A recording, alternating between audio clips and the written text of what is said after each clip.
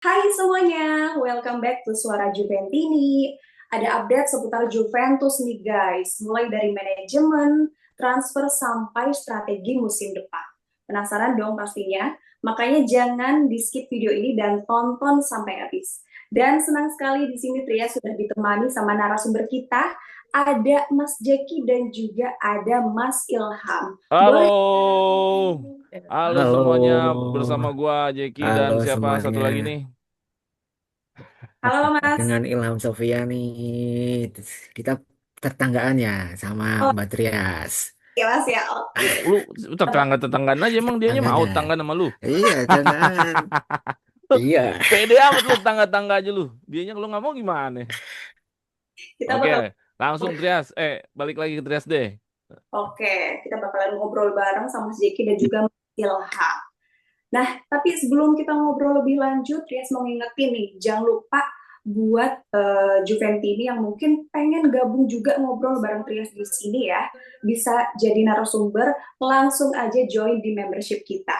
Dan disclaimer dulu nih, sebelum kita lanjut, tag video ini dilakukan sebelum Juventus menentukan sport director ya guys ya. Oke, langsung aja kita ngobrol-ngobrolnya. Kita awali di episode kali ini tuh kita bakalan ngomongin soal rumor-rumor, berita terkini dan juga isu paling update yang lagi hangat di seputar Juventus. Mulai dari manajemen klub sampai pemain-pemain yang katanya diincar Juventus untuk musim depan nih. Dan kita bakalan bahas lebih dalam dari point of view secara teknis dan juga strategis. So, buat Juventini yang pengen tahu sebenarnya Juventus tuh mau dibawa kemana nih arahnya masa depannya. Langsung aja kita ke topik pertama. Nah, Mas Jeki dan juga Mas Ilham, di materi yang pertama ini ada Hasan Salihamidzic nih, yang katanya diincar Juventus sebagai sport director. Dan Juventus ini terus melakukan pembedahan ya dalam perombakan struktur manajemen. Setelah Cristiano Jontolin jadi kepala proyek transfer dan Gianluca Ferrero nih yang memegang peran administratif. Kini Juventus kembali membidik satu nama untuk posisi penting yakni Hasan Salihamidzic. Ex dari Direktur Olahraga Bayern Munchen ini dikabarkan masuk ke dalam radar Juventus. Dan hal ini tentu saja tidak lepas dari kedekatannya dengan Giorgio Chiellini serta Salihamidzic ini seperti yang kita ketahui ya, merupakan pemain Juventus era awal 2000-an. Dan menurut Salihamidzic ini sangat dihargai secara personal oleh Chiellini dan masih terhubung secara emosional gitu ya dengan Juventus. Dia juga dikenal punya gaya kerja yang modern, berani mengambil keputusan dan sukses membangun Bayern Munchen menjadi klub yang lebih fresh dan juga dinamis. Nah, langsung aja kita ke pertanyaannya. Kira-kira menurut para narasumber nih, apa sih yang membuat sosok Salihamidzic ini bisa menarik Juventus nih di posisi sport director saat ini? Boleh, Mas Jiki dulu, silakan. Oke, terima kasih Tias. Kita ketemu lagi. Oke, Salihamidzic ini adalah seorang mantan pemain Juventus. Dia ada waktu itu hadir di eranya kegelapannya Juventus waktu berusaha untuk kembali lagi ke puncaknya. Jadi memang bukan di era-era masa terbaiknya Juventus. Tapi kalau orang sudah biasanya ke Juventus, biasanya dia punya pace, punya feeling atau punya hatinya tuh biasanya tertinggal di Juventus. Jadi gua rasa dia pasti akan senang ya ketika dikasih apa radar atau ketertarikan atau komunikasi untuk kembali lagi ke Juventus bukan sebagai pemain, bukan sebagai pelatih, tapi sebagai head atau sebagai pimpinan yaitu di area sport director yang biasanya mengurus kepergian dan kedatangan pemain. Jadi dia salah satu otak ya. Jadi kalau pertanyaan tadi apa yang menarik ya? Karena dia salah satu otak di balik transisi Bayern Munchen menjadi klub yang lebih agresif dalam membangun regenerasi. Kalau kita lihat di eranya waktu di Bayern Munchen, mau nggak mau kan kita harus menilai dia pada saat di Bayern Munchen ya. Hmm. Dia itu mendatangkan pemain seperti Alphonso Davies dari MLS, dari Liga Amerika. Awalnya banyak diragukan lah. Maksudnya jarang gitu klub Eropa ngerekrut dari Liga Amerika. yang Liga Amerika Serikat ya, bukan Amerika Latin ya. Kalau umumnya Amerika Latin lah, Argentina, Brazil. Ini dari Liga Amerika Serikat tuh hampir jarang, tapi waktu eranya si Salihamidzic di Bayern Munchen dia melakukan itu. Dan kita tahu Alphonso Davies juga perform dan dia termasuk salah satu pemain yang sprintnya kencang banget. Kalah kali Hmm. Harimau Macan mah. Pokoknya sprintnya kencang deh. Ya, Terus ya, juga ya. dia juga membawa Jamal Musiala. Ini juga keren banget nomor 10 Bayern Munchen hari ini.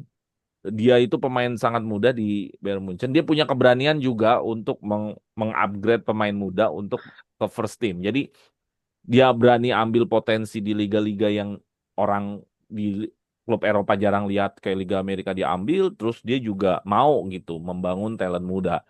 Terus di sisi lain juga Salihamidzic juga jago negosiasi ya, pemain top kayak Leroy Sané itu kan pemain City, itu posisinya di City bukan pemain biasa, udah perform juga, tapi dia mampu mendatangkan dan Lucas Hernandez juga.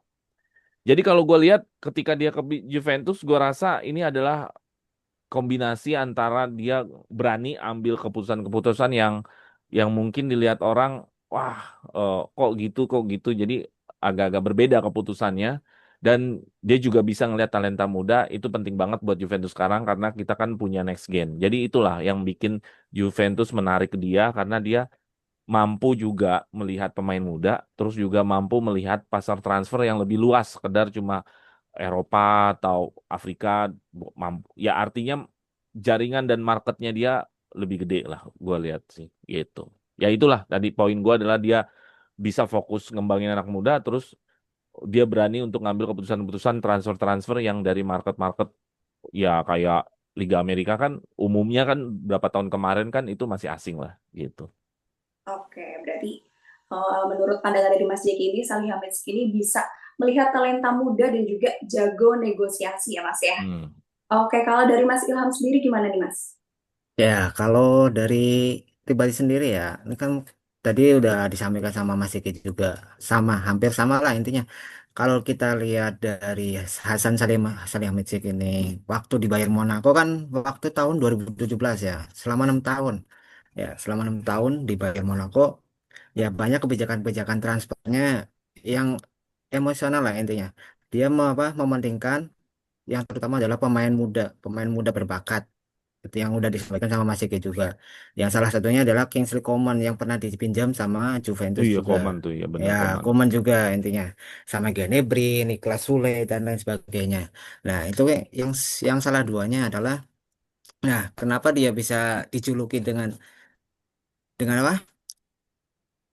Dengan direktur teknis yang berani mengambil Baik. keputusan. Salah satunya adalah dia bisa mengambil keputusan mengambil pemain-pemain yang tadi udah disebutkan juga dari Liga MLS atau Liga dari Amerika yang belum ya nama-namanya belum ada jadi mempunyai nama di Liga Eropa sendiri.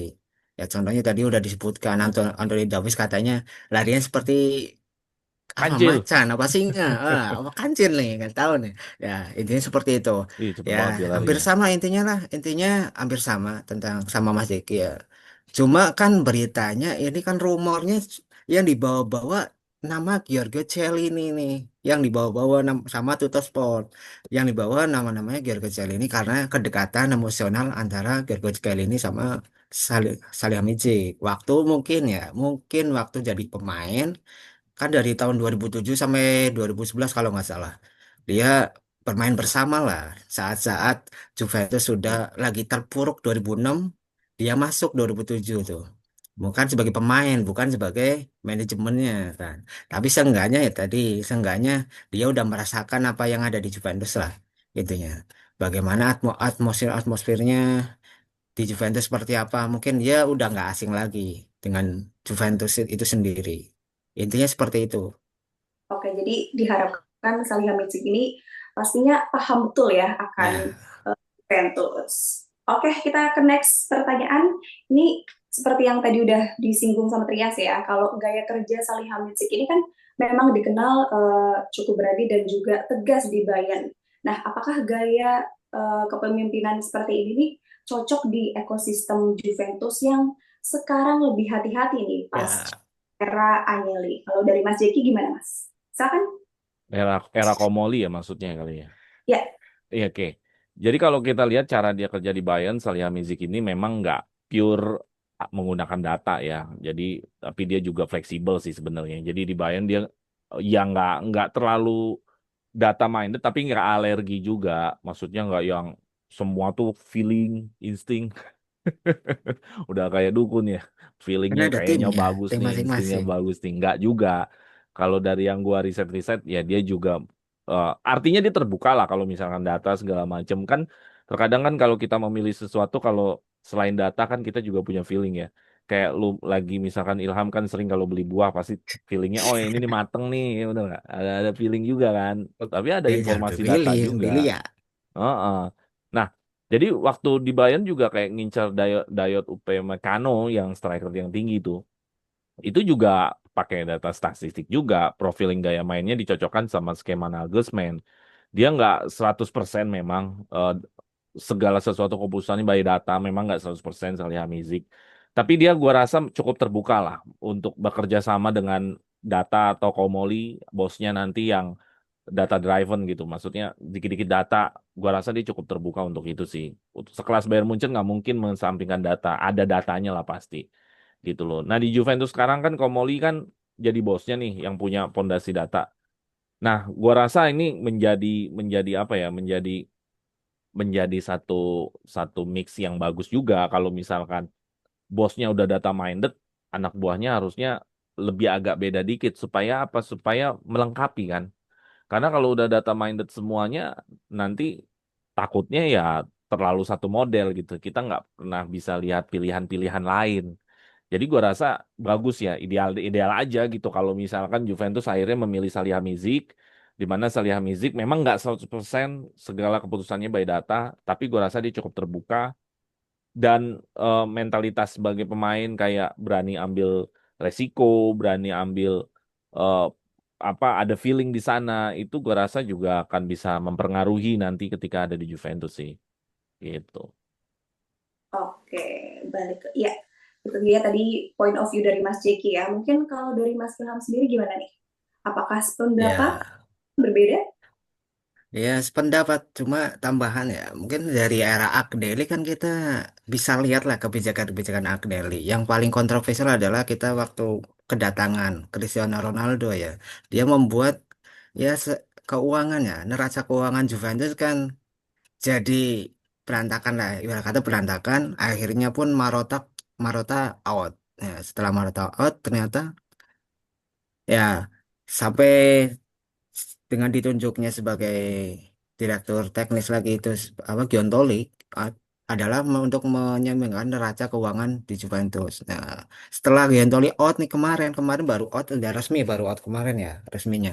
Nah, sekarang tunjuklah Komoli. Ya semoga nanti misalkan Salihamidzic beneran jadi sport director Juventus, semoga ya terbuka aja lah, terbuka, saling ya sama Komoli intinya ada feeling atau ada misteri untuk membangun skuad Juventus di era setelah kepergian Agnelli ya. Intinya pendapat sama Mas Eki tentang gimana apa Salihamidzic itu jika beneran jadi sport director Juventus bisa bekerja sama lah. Intinya terbuka sama s- apa sama staf Komoli itu sendiri. Yang pertama adalah Giorgio Chiellini. Ya, ya, ya. Oke, kita langsung lanjut ke materi berikutnya nih. Ada topik mengenai Juventus yang semakin serius nih mengejar Jonathan David. Nah, Jonathan David ini merupakan penyerang asal Kanada dan kembali menjadi pembicaraan serius di lingkaran transfer Juventus. Nama ini nih sebenarnya sudah lama masuk ke pantauan Bianconeri, tapi sekarang menurut laporan Gianluca Di Marzio, Juventus sudah mulai mendorong komunikasi konkret dengan Lille. Yang menarik, Napoli yang sebelumnya dikabarkan tertarik nih dengan David, tapi sekarang katanya udah nggak ngejar David lagi nih. Dan hal ini pastinya membuat Juventus diuntungkan ya, karena bisa lebih leluasa lagi untuk memburu striker muda ini. Nah, dengan kebutuhan penyerang yang mobile dan klinis, nama Jonathan David ini bisa menjadi opsi taktis ya untuk musim depan. Kalau menurut para narasumber, melihat gaya mainnya dari Jonathan David ini, gimana sih? Apakah Jonathan David bisa nyatu dengan pemain seperti Yildiz atau mungkin Vlahovic? Jika dia bertahan, mungkin dari Mas Ciki, silakan. Oke, kalau ya mudah-mudahan sih berharap gue sih jadi ini. Karena kita belum ada striker yang proper dalam arti kata Vlahovic eh, di era Tudor juga masih ada kesulitan. Jadi gue pikir gue berharap sekali bahwa Jonathan David ini bisa jadi. Ditambah lagi tadi kata Trias, Napoli lagi nggak ngincer dia lagi. Mm-mm. Lagi nggak menseriuskan. Ya ini harus disalip sama Juventus untuk dijadiin. Jadi kalau kita lihat karakter Jonathan David, dia itu penyerang yang fleksibel sebenarnya. Di Lille juga dia pernah main sebagai peserang utama, kadang second striker, Second kadang striker. juga turun agak dalam. Artinya kalau Juventus mau mainin dia bareng Vlahovic, itu masih oke sebenarnya. Jadi artinya kalau Vlahovicnya masih ada, dia juga bisa kok main second striker, ya kan? Jadi David bisa bisa mengakomodasi eh, ya support dari Vlahovic gitu loh dan bisa kasih ruang, dia juga bisa buka peluang. Golnya kan juga 20-an gol ya, Jonathan David. Jadi sangat produktif, insting cetak golnya juga mantep.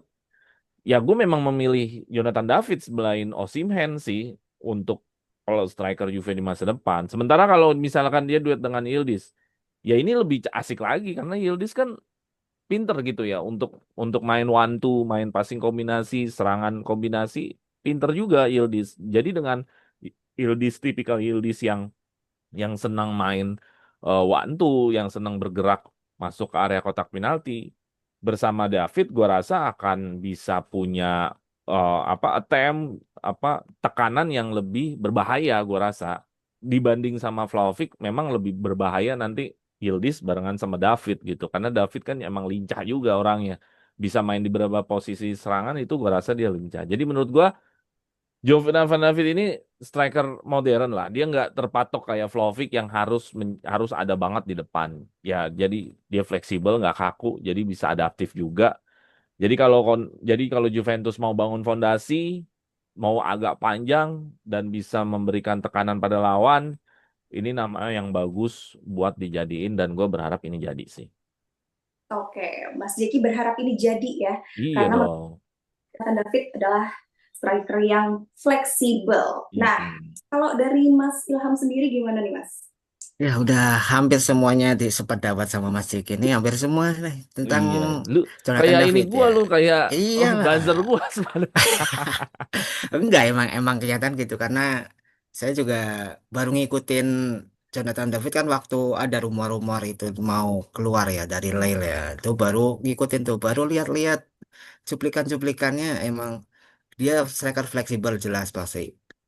Golnya aja kakinya semuanya masuk kanan kiri punya power semua. Cuma kalau dilihat di statistik dia nggak ada yang ngegolin dari luar kotak penalti nggak ada. Cuma golnya dari gawang. Yang ini yang jarang dilihat kita ke Vlahovic ya. Di David itu banyak cuplikan berarti bolanya tuh kayaknya muntah kalau bola muntahan atau bola pantulan kena tiang gawang atau ditepis sama kiper tuh David ada di situ. Jarang yang ditemuin saat kita lihat Juventus Responnya sama cepat berarti. Vlahovic. Ya, dia tuh ya fleksibel sama posisinya pas. Ya, jadi enak aja nyari posisi untuk nyari ruang posisi enak. Kalau dilihat dari sekilas cuplikan-cuplikan seperti itu, karena saya nggak pernah ngikutin live-nya, nggak pernah nonton Lil. Cuma sekilas-sekilas dari profil di YouTube, YouTube aja. Jadi semuanya sependapat sama Mas Diki. Intinya dia striker yang harus diburu, benar-benar harus didapetin lah.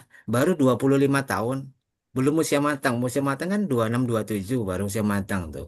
Iya masih bisa Iku, digas sampai ya usia masih bisa 30. digas ya kita masih bisa lah syukur-syukur kalau Molly sebagai ya manajemen baru cepat-cepat untuk rekrut David seenggaknya kan secara ini kan udah gratis nih David Iya. free transfer cuma soal negosiasinya aja nih intinya sependapat sama Ceki ya tentang David ini Oke. Oke.